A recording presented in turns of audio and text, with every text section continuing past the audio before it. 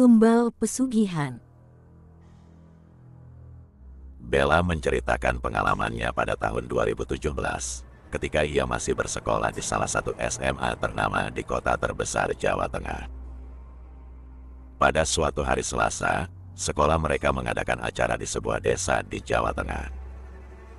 Mereka berkumpul di sekolah dan menaiki bus yang disewa oleh sekolah untuk pergi ke desa tersebut. Meskipun desa tersebut tidak terlalu terpencil, tetapi masih banyak kebun-kebun di sekitarnya. Sekolah Bella telah bekerja sama dengan desa tersebut selama bertahun-tahun. Setiap tahun, mereka mengirim siswa-siswa untuk tinggal sementara di desa tersebut.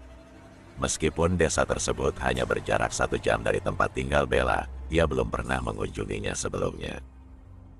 Mayoritas penduduk desa bekerja di luar negeri sebagai TKI atau merantau ke kota-kota besar, sehingga jarang ada anak yang sudah lulus sekolah dan menetap di desa tersebut. Ketika mereka tiba di desa, mereka dibagi menjadi beberapa kelompok. Bella dan temannya, Nina, ditempatkan dalam satu rumah. Rumah-rumah di desa tersebut cukup besar, dan beberapa teman mereka mendapatkan rumah dengan fasilitas yang mewah. Namun, nasib Bella berbeda.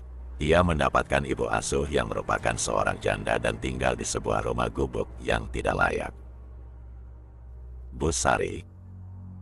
Begitu mereka memanggil ibu asuh Bella, tinggal sendirian di rumah tersebut dan memiliki warung makan kecil di depan rumahnya. Rumah Bu Sari berada di paling depan desa, tepat di pinggir jalan. Meskipun siang hari cukup ramai, namun malam hari sangat sepi.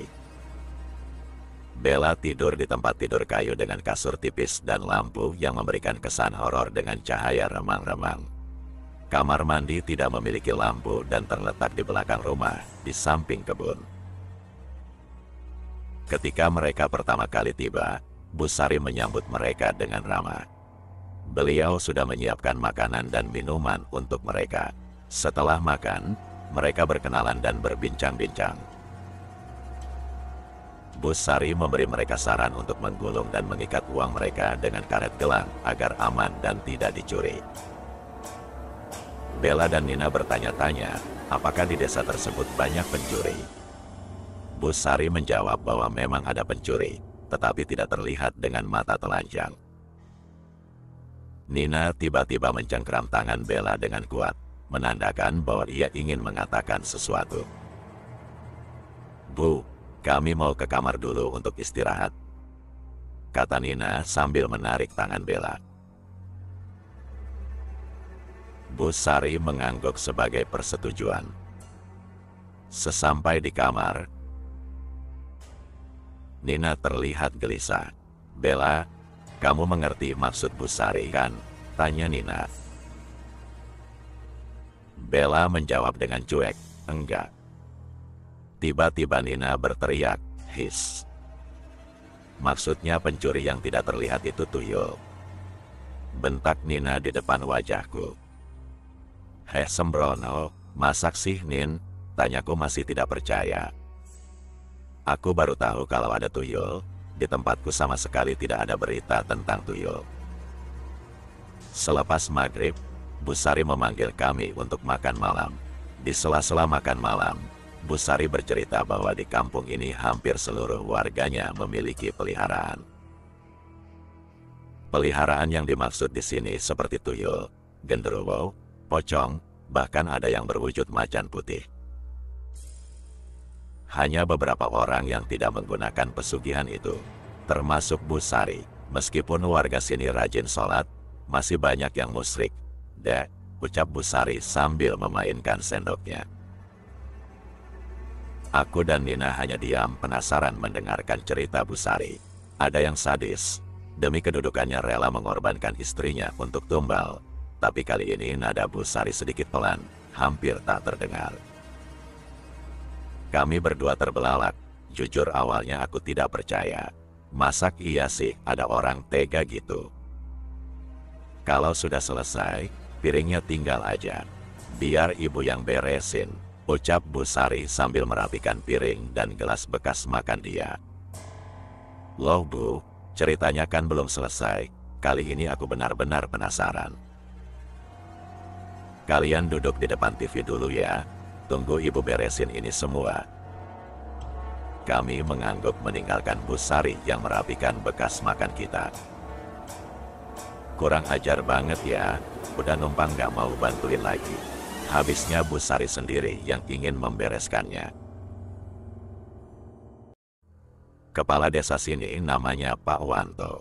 Belum 40 hari istrinya meninggal di depan rumah ibu, ucap Bu Sari yang sedikit was-was. Jujur aku dan Nina juga takut, tapi penasaran banget.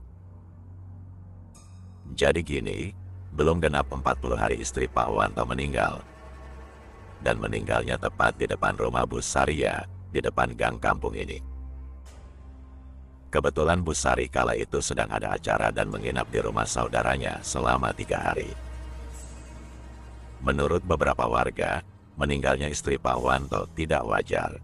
Siang itu istri Pak Wanto berjalan kaki pulang dari pengajian di tetangga gang sebelah.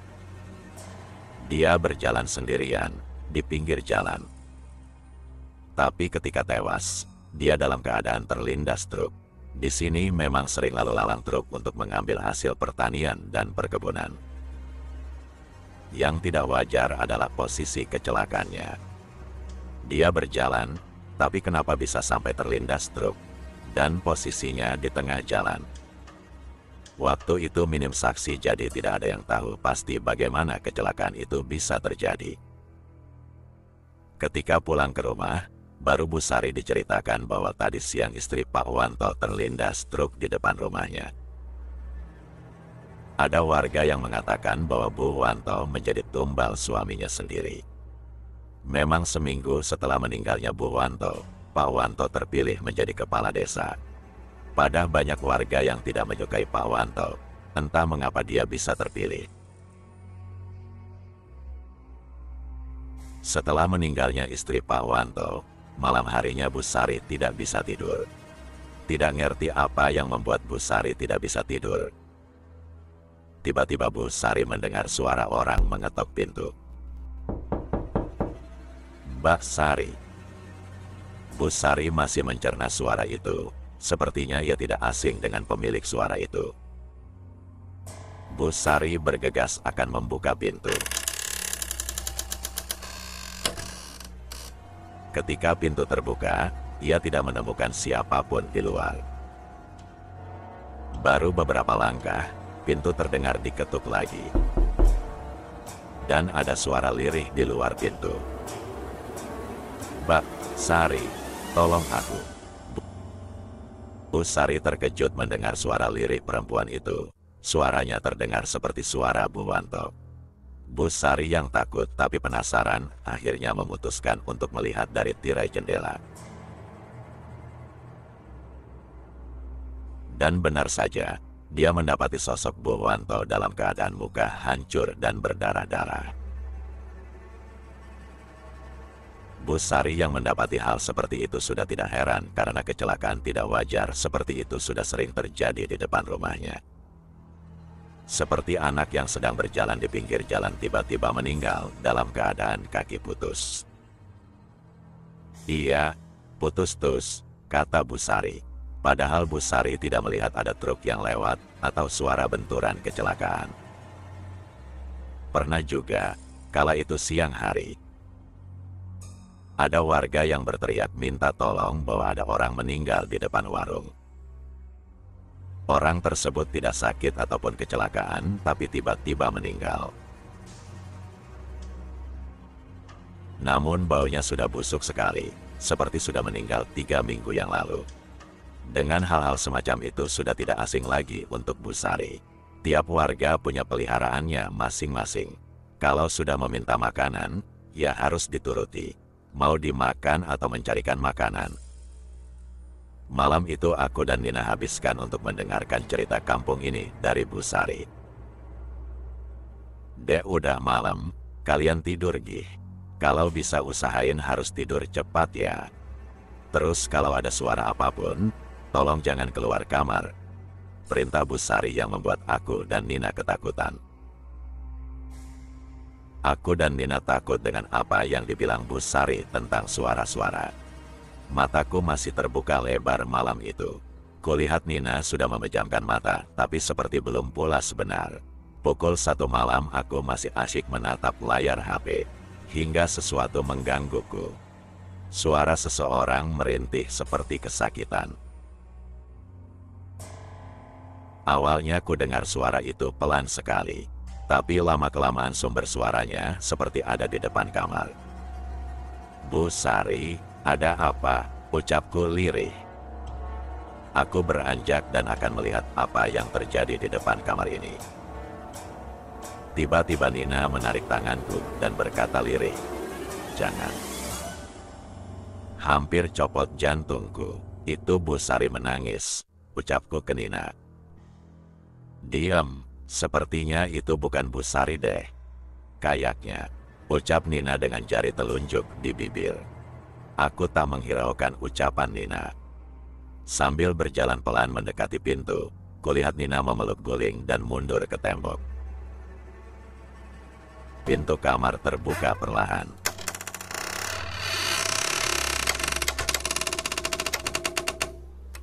Pada malam pertama ini, sungguh tidak bisa kulupakan seumur hidupku.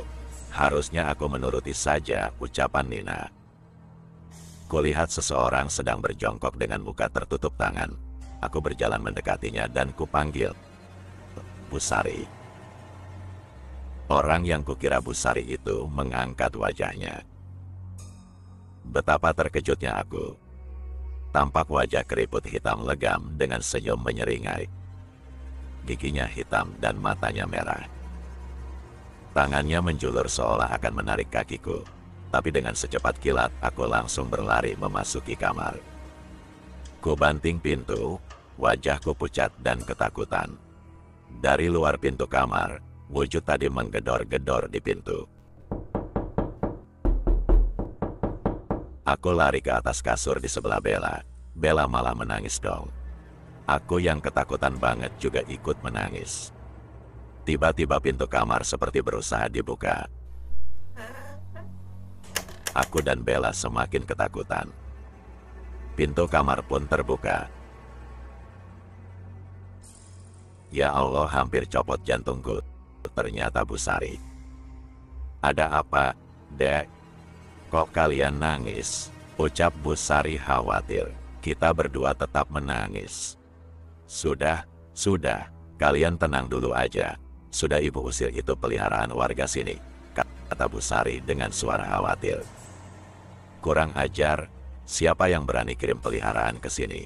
ucap Bu Sari geram. "Bu, saya mau pulang," ucap Bella sambil terus menangis. Kulihat wajah Bu Sari seperti bingung. Aku pun kasihan ke Bu Sari. Aku tahu yang dia rasakan. Dia pasti takut kalau disalahkan orang tua kita. Aku juga tahu ini semua bukan kesalahan Bu Sari. "Udah, Bella, di sini cuma 4 hari kok. Sabar dulu ya," ucapku menenangkan Bella. "Ini hari pertama, Bel. Jadi apa kalau kita berlama-lama di sini?" rengek Bella dengan tetap menangis. "Udah, Bella, kita istirahat yuk. Udah aman kok," ucapku masih bersabar menenangkan Bella. "Udah, Dek, kalian istirahat ya. Bu akan menjaga kalian di sini, depan pintu kamar," kata Bu Sari. "Bu Sari, tidur aja di kamar. Kasihan juga. Besok Bu Sari jualan," ucapku. Kami pun tidur malam itu. Karena sudah terlalu lelah, aku tidak mendengar apapun. Aku baru terbangun di waktu subuh. Aku membangunkan Bella dan mengajaknya berwudu. Awalnya dia nggak mau karena takut, tapi kupaksa. Nina dan Bella mengalami kejadian menakutkan di rumah Bu Sari. Apakah mereka akan tetap tinggal? Lanjut di part 2.